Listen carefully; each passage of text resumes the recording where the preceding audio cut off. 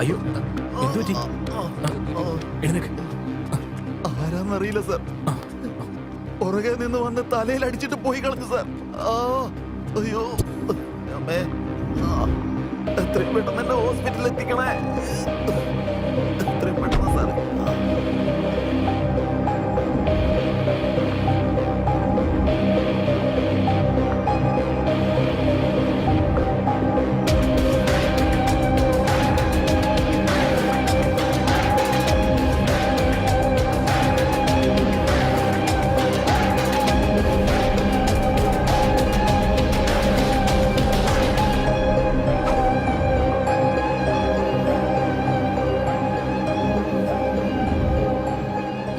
Cycle ഓടിക്കാൻ പറ്റുമോ ഏട്ടന്? പറ്റും സാർ, കുഴപ്പമില്ല. ശരി, നോക്കിപ്പോ.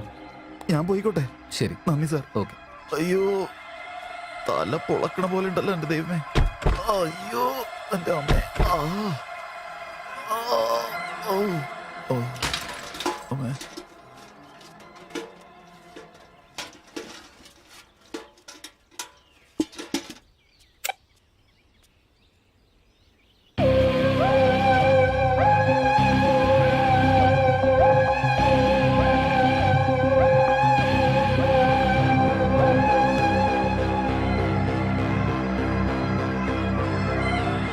ചേട്ടാ, ആ ഗേറ്റ് ഒന്ന് തുറന്നേ.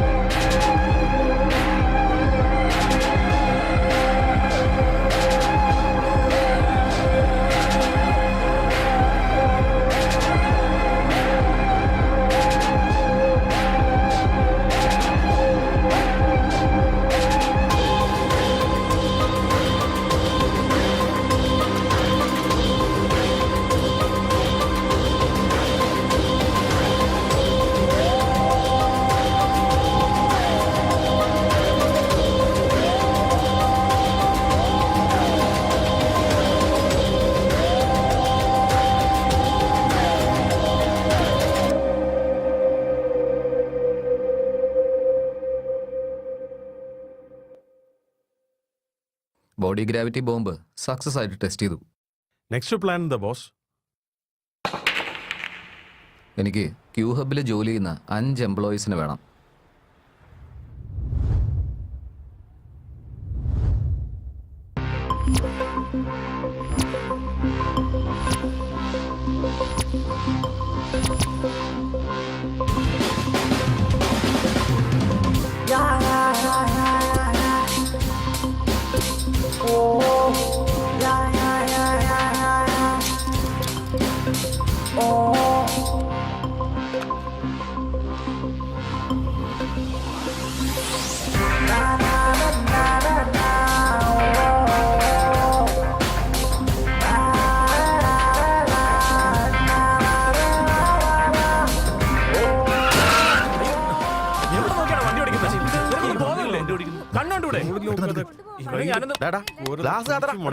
പുറത്തോട്ട് പോടാ. എന്താടാ ആളെ ഇടിച്ച് തെറിപ്പിച്ചിട്ട് കാറിരുന്ന് വെറുതെ സൂയിക്കണോ? നിനക്ക് എന്താ മനുഷ്യത്വമൊന്നുമില്ലേ? നിനക്ക് കണ്ണു കണ്ടൂടെ? അയാൾക്ക് എന്തെങ്കിലും പറ്റിയിരുന്നെങ്കിലോ? ഇറങ്ങടാ, പുറത്തേക്ക് ഇറങ്ങടാ, ഇറങ്ങാൻ. ഒന്ന് നിർത്തണോ? താൻ ഒച്ചയുണ്ടാക്കി അയക്കുമല്ലോ കിട്ടുമോ? ബ്രേക്ക് പിടിച്ചോണ്ട് അയാൾ രക്ഷപ്പെട്ടത്. കൂടുതൽ ഒച്ചയുണ്ടാക്കിയുണ്ടല്ലോ തന്റെ മിത്രോ കാറിയാൻ കയറ്റി കളയും. മാറിക്കടാ. ഏയ് വണ്ടി എന്താടോ? നിക്ക് നിക്ക്. അവന്റെ ഫോണടി.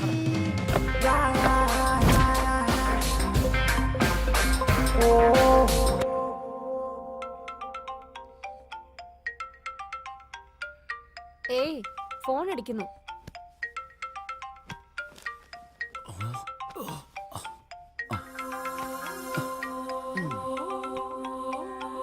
ഒമ്പതരയായോ? ഹലോ ഡാ, അത് പറയാൻ കുറച്ച് കഷ്ടമാടാ. ഞാൻ നിനക്ക് ലൊക്കേഷൻ അങ്ങോട്ട് അയച്ചു തരാടാ. നീ വന്നേക്ക്. അപ്പൊ ശരി, okay, by.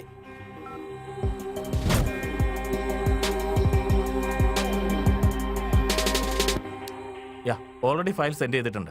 Please go through it. We will discuss on it later. ബാഗിലെല്ലാം എടുത്തു വെച്ചിട്ടുണ്ടല്ലോ അല്ലേ?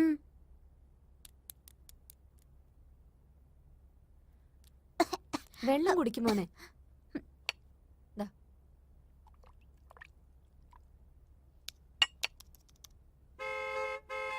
മമ്മി ബസ് വന്നു. ഏയ് സഞ്ജു നിക്ക്, ഒരു ഇഡലിയും കൂടി ഉള്ളു, കഴിച്ചിട്ട് പോടാ.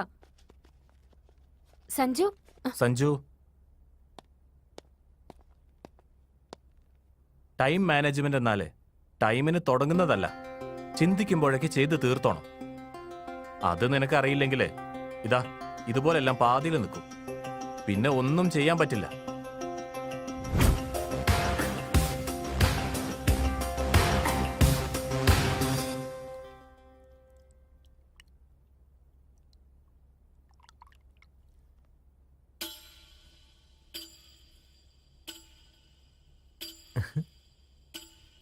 ആ, അങ്ങനെ തന്നെ ആയിക്കോട്ടെ. ആ, അച്ഛാ എനിക്ക് ഓക്കെ എന്ന് പറ.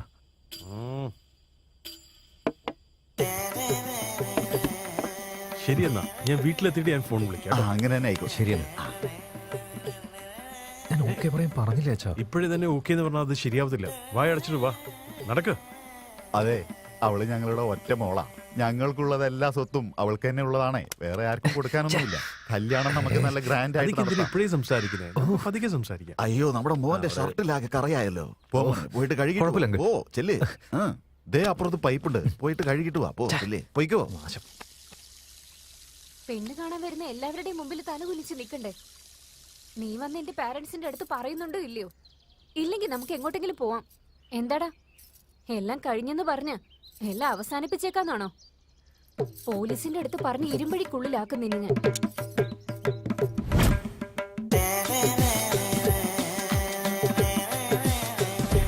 ഞാൻ പറയുന്നത് കേൾക്കുമോനെ, നീ ഏത് അമ്പലം ചുറ്റിയിട്ട് വന്നാലും നിന്റെ കാല് വേദനിക്കുന്നല്ലാതെ നീ വിചാരിച്ചൊന്നും നടക്കില്ല.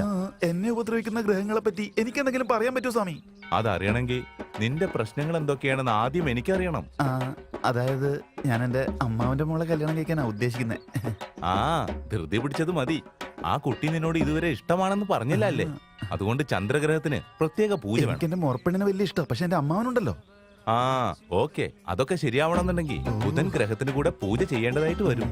സ്വാമി, എന്റെ അമ്മാവനും എന്നെ ഇഷ്ടമൊക്കെ തന്നെയാ, പക്ഷെ നല്ല ജോലിയിലുള്ള ആരെങ്കിലും കൊണ്ട് കല്യാണം കഴിപ്പിക്കണം എന്നാണ്. നന്നായിട്ടുണ്ട്. ഇപ്പൊ നിങ്ങള് ജോലി അന്വേഷിക്കുകയാണെന്ന് എനിക്ക് മനസ്സിലായി.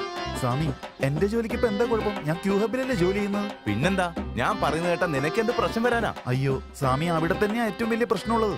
ഞാൻ 2 വർഷമായിട്ട് നന്നായിട്ട് ജോലി ചെയ്യുന്നുണ്ട്, എന്നിട്ട് മാനേജർ എന്നെ വഴക്കു പറയാ.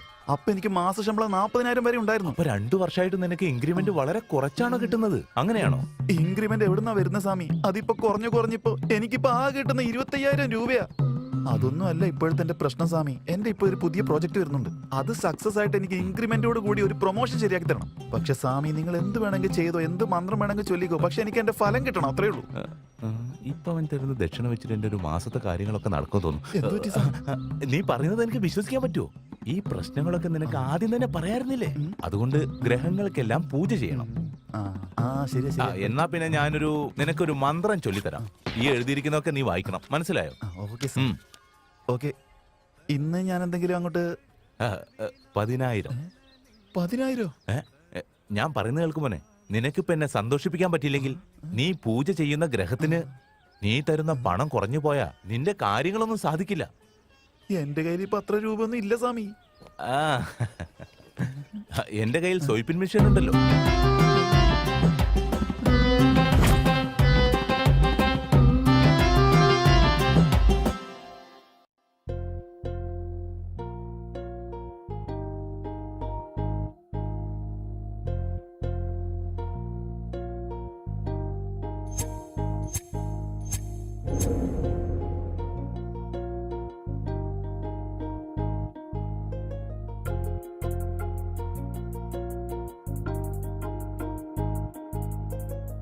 അഴകേ എൻ പെണ്ണേ സാഗരമോ മുന്നേ മനസ്സെന്നും നീയാണേ മനമെന്നും ചാരേ നിന്നിഴലായി എന്നും എൻ കനവിൽ നീയോ. ഇനി മുതൽ ഈ ഓഫീസിൽ നാളേക്ക് ചെയ്തു തീർക്കേണ്ട ജോലി ഇന്ന് തന്നെ ചെയ്യണം. I want data from you in my mail box by 9 PM sharp. You may leave now. കനവിൽ നീയോ പോടെ ദുഷ്ട. നാളത്തെ പണി കൂടി ഞാൻ ചെയ്യണമെന്നോ? എന്തെങ്കിലും ഒരു ദിവസം നീ ചാവൂലോ. ഇന്ന് തന്നെ ചാവട്ടെ നീ. അതാ നല്ലത്.